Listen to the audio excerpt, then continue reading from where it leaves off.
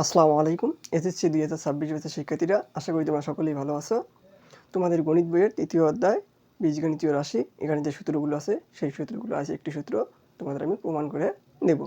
দেখো, এখানে একটি সূত্র আমি উঠায় রাখছি আগে থেকে, a + b হোল স্কয়ার সমান a² + 2ab + b²। এই সূত্রটা কীভাবে হলো তোমরা কি জানো? এটি আছে, আমি তোমাদেরকে দেখায় দেবো। দেখো, এখানে কি বলছে, a + b whole square. Square মানে কি আমরা জানি বর্গ। এখন বর্গ কাকে বলে? আমরা জানি যে চতুর্ভুজের প্রত্যেকটি বাহুর দৈর্ঘ্য সমান এবং কোণগুলো সমকোণ তাকে বর্গ বলে। এখন আমরা কি করব, এই সূত্রটা প্রমাণ করার জন্য একটি বর্গক্ষেত্র এঁকে নেব। দেখো, এইটা হলো কি আমাদের একটি বর্গক্ষেত্র। বর্গক্ষেত্র দেখো, এখানে আমাদের কি আছে, a + b, দুইটি পদ আছে বা দুইটি ভেরিয়েবল আছে, দুইটি চলক আছে। তাই আমরা কি করব, এই বাহুটাকে দুইটি অংশে ভাগ করে নেব। একটি বাহু ধরে নেব বড়, একটি বাহুর অংশ ধরে নেব ছোট। তাহলে এই সম্পূর্ণ বাহুর দৈর্ঘ্য কি হলো, a + b, অর্থাৎ ছোট অংশের দৈর্ঘ্য যোগ বড় অংশের দৈর্ঘ্য।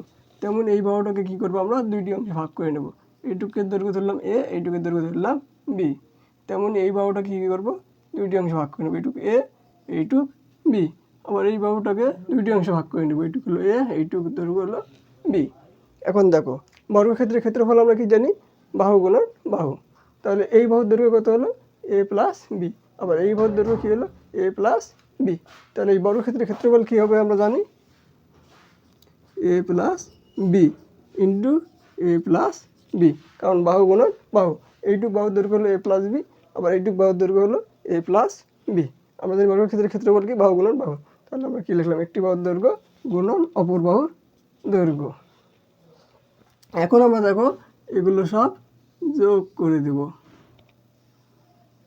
দেখো, যোগ করে দিলে এখানে আমরা কি পেলাম, একটা বর্গক্ষেত্র পাইলাম, এই জায়গায় একটা আয়তক্ষেত্র পাইলাম, এই জায়গায় একটি আয়তক্ষেত্র এবং এই জায়গায় একটি আমরা পাইলাম বর্গক্ষেত্র।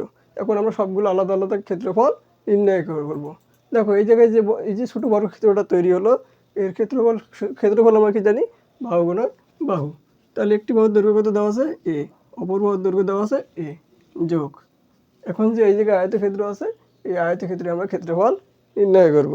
দেখো, আয়তক্ষেত্রের দৈর্ঘ্য কত দেওয়া আছে, b, প্রস্থ দেওয়া আছে কত, a।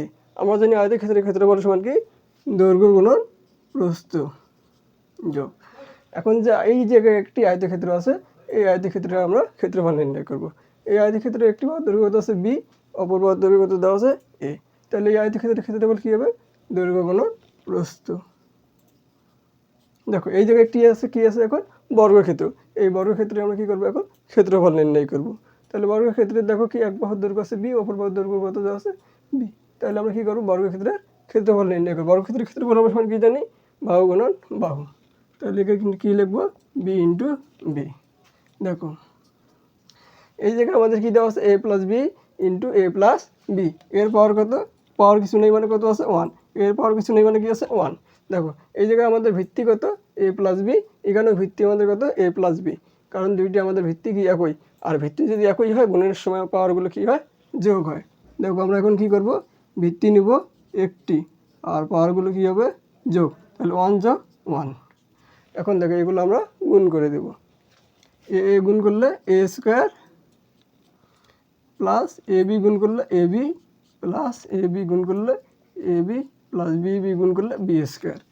দেখো, এই জায়গায় a + b, a + b, 1 1 যোগ করলে কত হয়, 2 সমান